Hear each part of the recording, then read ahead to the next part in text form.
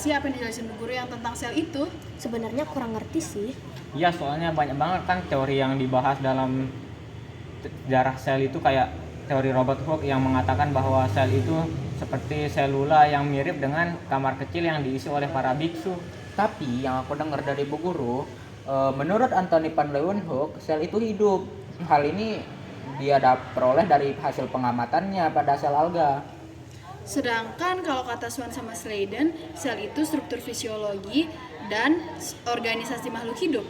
Tapi menurut Rudolf Virchow, katanya sel itu berasal dari sel sebelumnya. Jadi sebenarnya sel itu apa sih? Sel itu apa sih? Halo teman-teman sains, pernahkah kalian memainkan sebuah puzzle? Nah, tentunya kalian tahu kan bagaimana cara memainkan puzzle itu, yaitu dengan menyusun kepingan-kepingan puzzle menjadi sebuah puzzle yang utuh. Nah, artinya kepingan puzzle dan puzzle itu merupakan analogi nih. Analogi dari apa? Analogi dari tubuh makhluk hidup dan unit penyusun terkecilnya. Hah? Bingung? Jadi, dalam tubuh makhluk hidup juga memiliki unit penyusun terkecil nih, yang dinamakan dengan sel.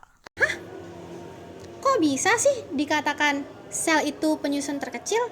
Oke, jadi ceritanya sudah diceritakan dari video sebelumnya ya teman-teman. Nah, dari video itu ada disebutkan beberapa tokoh dan hasil dari penelitian mereka. Nah, itu tentang bukan akhir dari segala cerita ya teman-teman. Sampai saat ini masih kok para peneliti melakukan penelitian dan dikembangkan mengenai tentang sel itu apa. Jadi, kesimpulan yang dapat kita sampaikan dari pembahasan yang sudah saya sebutkan tadi, yaitu sel merupakan unit struktural dan fungsional terkecil dalam makhluk hidup. Mengapa dikatakan struktural? Karena sel itu merupakan unit terkecil dalam tubuh makhluk hidup. Mengapa dikatakan fungsional? Karena meskipun kecil, dia masih bisa menjalankan fungsi kehidupan. Kalian penasaran kan apa saja komponen-komponen penyusun sel itu? Nah, oleh karena itu, temukan penjelasannya di video selanjutnya. Halo teman-teman, di video ini saya akan membahas tentang apa saja komponen penyusun sel. Nah, pada gambar di atas bisa kita lihat bahwa gambar sel ada yang di tengahnya bulat kan? Nah, itu dinamakan dengan organel. Organel sel contohnya pada sebuah pabrik. Nah, pabrik itu memiliki ruangan-ruangan kecil dan memiliki kerjaan atau tugasnya masing-masing kan? Nah, sel dianalogikan sebagai pabrik tersebut. Dan sedangkan ruangan-ruangan kecil yang terdapat pada pabrik itu merupakan organel-organel sel. Jadi, organel sel merupakan sekelompok struktural kecil yang tetap tersuspensi dalam sitoplasma yang melakukan berbagai fungsi yang berbeda-beda. Lalu, ternyata ada loh struktur-struktur penyusun organel sel. Kalian penasaran kan apa saja struktur dan fungsi penyusun organel sel? Untuk itu, temukan jawabannya di video selanjutnya. Baik, yang pertama ada nukleus atau inti sel. Nah, bisa dilihat pada gambar di samping ya teman-teman. Nukleus merupakan pusat dari suatu sel eukariotik. Bagian penyusunnya yaitu ada membran inti, ada pori inti, ada kromosom, ada nukleus atau anak inti sel. Kemudian, fungsi nukleus atau inti sel ini adalah pertama, mengatur seluruh kegiatan sel. Lalu yang kedua, menyimpan materi genetik seperti DNA dan menyimpan protein. Kemudian menyintesis ribosom yang dilakukan oleh nukleus. Lalu yang kedua ada membran plasma. Nah, pada gambar di samping kita bisa lihat ya membran plasma seperti apa. Nah, membran plasma itu merupakan komposisi lipid dan protein antara sisi dalam dan sisi luar membran bersifat asimetris atau tidak sama. Lalu, pada permukaan membran ini terdapat karbohidrat berupa oligosakarida terikat secara kovalen dengan lipid yang kemudian disebut dengan glikolipid. Apabila terikat pada protein disebut dengan glikoprotein. Lalu yang ketiga ada endoplasmic reticulum. yaitu merupakan organel seperti jaring yang terdapat dalam sitoplasma. Bisa dilihat kan pada gambar di samping, teman-teman. Nah, endoplasma retikulum ini terdiri dari ada retikulum endoplasma kasar dan retikulum endoplasma halus. Apa yang membedakan? Jadi bisa kita baca ya di samping ini. Lalu yang keempat ada ribosom. Kita bisa lihat gambarnya di samping ya, teman-teman. Jadi ribosom itu tersusun oleh asam ribonukleat atau RNA dan protein. Kemudian berdasarkan letaknya, ribosom terdiri atas pertama ribosom bebas, yaitu tersuspensi di sitosol, dan ribosom terikat atau menempel pada permukaan luar retikulum endoplasma kasar dan membran inti. Fungsinya adalah untuk sintesis protein. Yang kelima ada sitoskeleton. Kita bisa lihat dia kayak bambu gitu rupanya.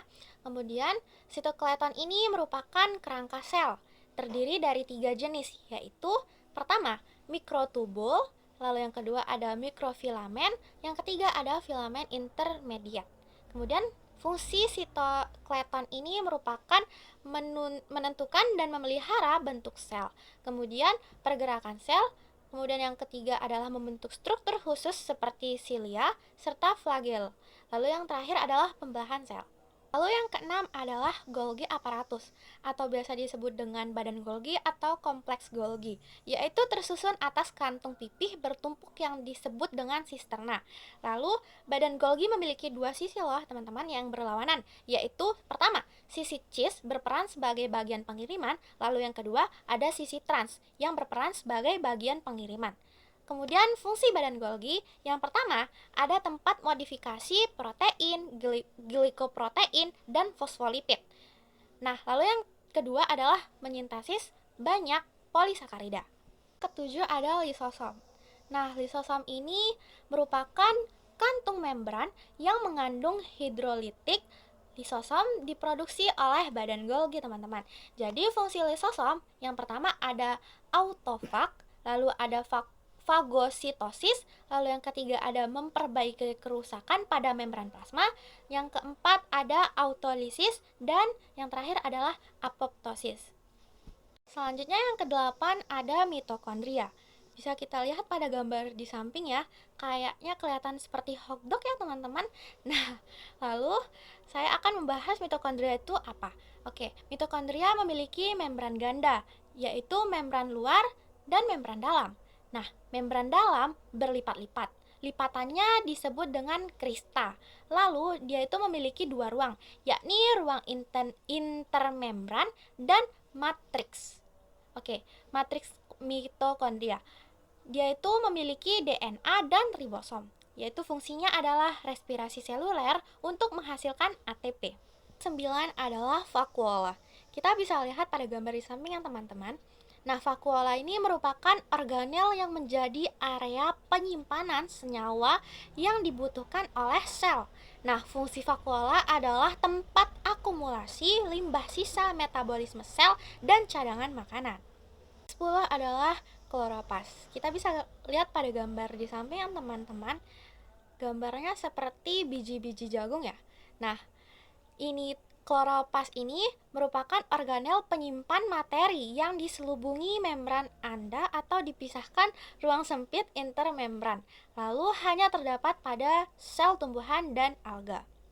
Terakhir adalah sitoplasma. Nah, sitoplasma ini merupakan cairan sel yang terletak di dalam sel dan di luar inti sel dan organel sel. Nah, cairannya ini berupa koloid homogen yang jernih dan mengandung nutrien, ion, garam, dan molekul organik. Nah, sitoplasma ini juga dapat mengalami perubahan dari fase sol atau konsentrasi air tinggi ke fase gel, yaitu konsentrasi air rendah, dan sebaliknya. Oke teman-teman, itu merupakan komponen-komponen penyusun organel sel. Nah, organel sel itu yang berada pada sel ya teman-teman. Kemudian, lalu indikator yang kedua adalah apa perbedaan antara sel eukariotik dan sel prokariotik yang akan dibahas oleh video selanjutnya ya. Jadi seperti yang kita lihat pada gambar di samping, sel eukariotik memiliki membran inti sel dan inti sel. Sel eukariotik berbeda dengan sel prokariotik. Nah, apa sih contoh-contoh dari sel eukariotik ini? Contohnya seperti sel tumbuhan, sel hewan, manusia, sel jamur, dan protista. Pada gambar di samping bisa kita lihat bahwa sel prokariotik tidak memiliki membran inti sel dan tidak memiliki inti sel. Jadi perbedaan antara sel eukariotik dan prokariotik terdapat pada membran inti sel dan inti sel. Contohnya ada Archaebacteria dan bakteria.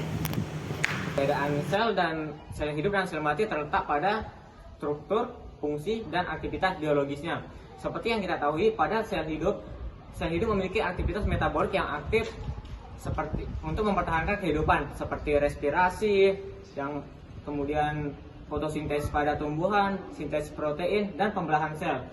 Yang kedua, sel hidup memiliki kemampuan untuk melakukan pembelahan dan berkembang biak melalui proses pembelahan mitosis dan meiosis.